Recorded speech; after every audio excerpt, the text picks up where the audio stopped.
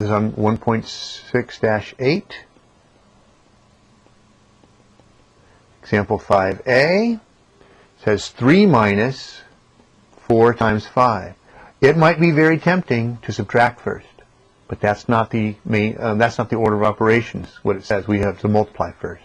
There are no grouping symbols to put subtraction ahead, so it's just 3 minus.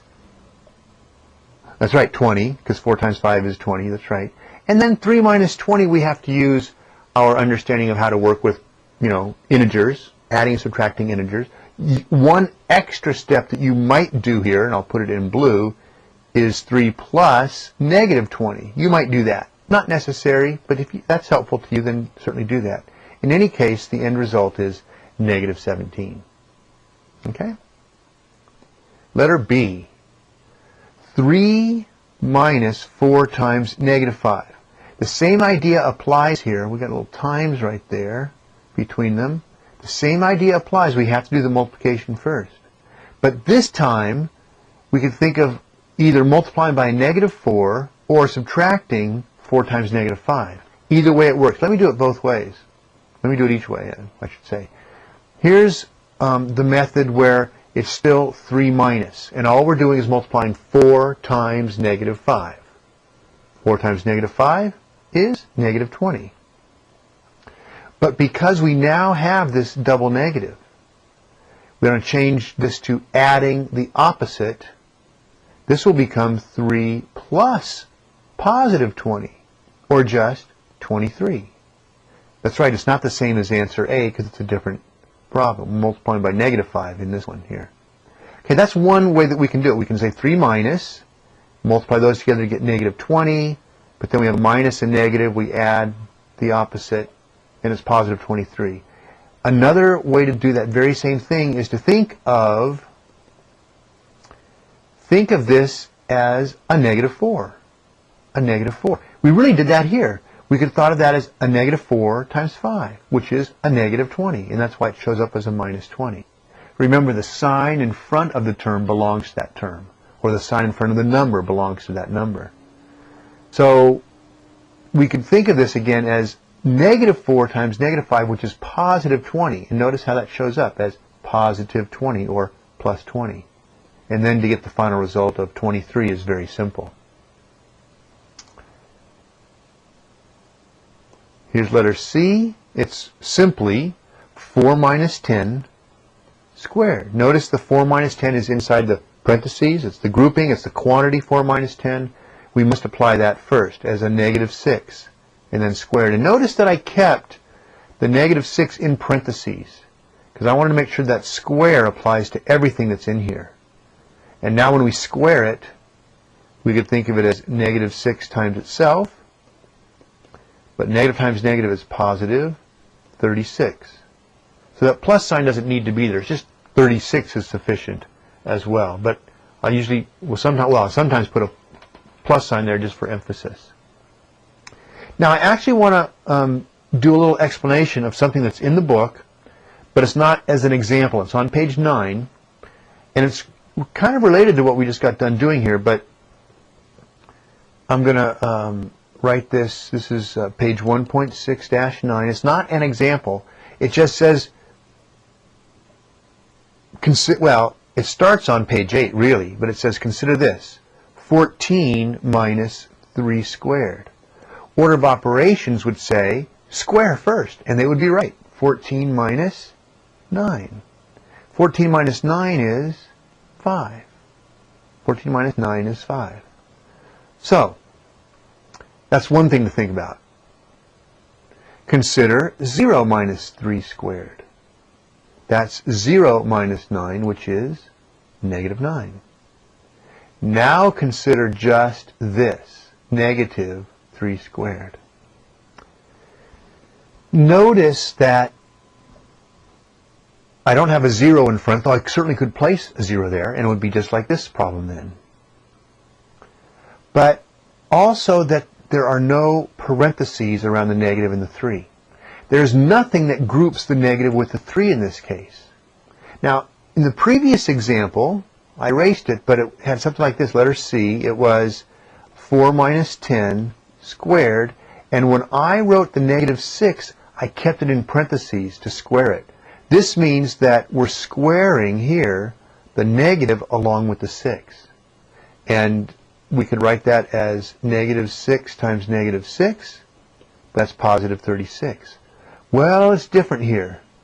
It's different because that negative is not in the grouping. It's not being grouped. There's no parentheses around it like this one here.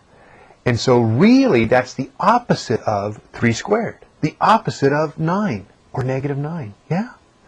Or we could think of it, if we had to, as negative 1 times 3 squared. In which case we say it's negative 1 times 9, which is negative 9. Or we can go just straight to it and say, oh, that's the opposite of 9. Opposite of 3 squared. It's equal to negative 9. It's a negative number. How come? No parentheses. The square is not squaring the negative. Or I should say the negative is not being squared along with the 3. Only the 3 is being squared because there are no parentheses. Makes a difference. So think, think, think. Okay. Wow. Ooh, double quantities. On page 10. I'm going there. Coming with me? Yeah, I thought so. Okay, page 1.6-10, example 6. And I won't do all of these. I will do A and D. So let me do A, which says 5 times 6 in parentheses divided by 4 minus 7. Now what this page is about, and you'll do the reading, won't you? Yeah, I thought so. You've done it already. Oh, good, good, okay. I call this double quantities. We have a quantity here and a quantity here. And when we have quantities like this, that means that they're in grouping symbols, in this case parentheses. And it usually says do all the grouping symbols, evaluate within one at a time, if there are any. Well, here we have 2, and they're completely separated. Sometimes grouping symbols aren't completely separated, so you need to really do them one at a time. But when they're completely separate from each other, like we have here, we can evaluate within this grouping symbol, and in the very same step, separately, evaluate within this grouping symbol. So, equals. Now, the divided by, I'm going to write that down right away. That's not changing. We haven't done anything with that yet. But the first grouping, 5 times 6, is 30. And the second grouping, 4 minus 7, negative 3. Now, I could write just a negative 3 like that, but because we now, we have an operation here, and it looks a little bit awkward, there's nothing in between them, I'm going to put parentheses around the negative 3. But now it's 30 divided by negative 3. And remembering your rule of dividing with signed numbers. Positive divided by negative is? Did I hear negative? I did hear negative. That's right. A positive 30 here. Emphasize that if you want. Divided by a negative is a negative number. And 30 divided by 3 is 10. That's very good. Okay, letter D is what I said I'd skip to. Letter D says we have square root of 4 squared minus the square root of 50 times 2. We have 2 grouping symbols, 2 pairs of grouping symbols. We have this square root, that's one grouping symbol, and here's the other square root, another grouping symbol. We can work within this one separately from what's inside here. So even though we have an exponent in the first, and we have multiplication in the second, and exponents have the higher rank, don't they? We would do that first normally. Because they're in separate grouping symbols, we can do what's inside separately. Square root of 4 squared, meaning what I meant was that we can do them in the same step. That's what I meant to say.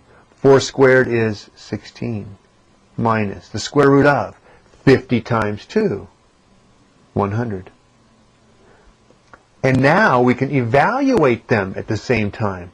The square root of 16 is, bingo, that's 4 minus the square root of 100. No, it's a perfect square. 100 is. Yeah. Square root of 100 is 10, that's right. 4 minus 10 is negative 6. Or you could write that as 4 plus the opposite, 4 plus a negative 10. But either way, it's negative 6. Okay? There you go. So we've seen that the radical is a grouping symbol, and so oftentimes the radical appears right up here in rank 1. On page 11, which I'm going to skip, but I will do the examples on page 12, it indicates that the fraction bar is also a grouping symbol. And so let me erase all this. And we're going to look now at some that are fractions. This is on page 12, did I say? Page 1.6. -12, example 7. A says 56 divided by 7 all over is how we might say that. 3 minus 1. Well, two things. The fraction bar is a grouping symbol, which means the numerator, the top, is grouped separately from the denominator. Now, we don't see parentheses around these, and that's why I say grouping symbols, because they're not always parentheses. Grouping symbols, but this is grouped. The 3 minus 1 is separate from the 56 divided by 7. You know, we could actually put grouping symbols in if we wanted to and make it like this. Doesn't change it in any way. But in doing so, it kind of expresses the idea that we've got a double quantity where we can work within each quantity separately from the other in the same step. So in the numerator, 56 divided by 7 is... Oh, did you forget your times tables? Oh, I'm just kidding. Yeah, you're right. It's 8. It's 8. And 3 minus 1 is 2. Now, I didn't need to put the parentheses here in red. I didn't need to put those around. I just, did that for the sake of discussion. But anyway, 56 divided by 7 is 8. 3 minus 1 is 2. 8 divided by 2 is... You got it. It's 4. So work in the numerator separately from the denominator, evaluate each of those first, and then figure out what the end result is going to be. Letter B is similar to letter A. I won't do that. Here's letter C. It says we have 2 minus 3 squared over 4 minus 5 squared. And again, we treat the numerator and denominator separate from each other. So in the numerator, the first thing we have to do is square the value, and then we'll subtract. But square first. Oh, same thing here in the denominator. Square first. So let's not do any subtraction. It's going to be 2 minus what? Yeah, 3 squared. But what's 3 squared? 9. It's 2 minus 9. That's right. And in the denominator, 4 minus 5 squared? 25. Yeah. Let's see what we have here. 2 minus 9. I'm going to just take an extra step here to write that as 2 plus negative 9. Sometimes I can do it easily. Sometimes I need to kind of think it through by doing one more step. But let's see. 2 plus negative 9. That's going to be a negative number. 2 and negative 9. I'm going to say 7. Negative 7. And 4 with negative 25. The negative 25 is much more weightier or powerful. I don't know. So that negative is more powerful than a negative. 4 plus negative 25. 25 minus 4 is 21. Negative 21. Okay. And now we have a negative divided by negative, which is positive, right? And 7 over 21, which ends up being, when we simplify by a factor of 7, 1/3. Yeah, 1/3.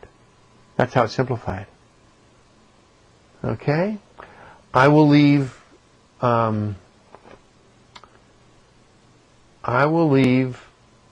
rest of section, or example 7, to you.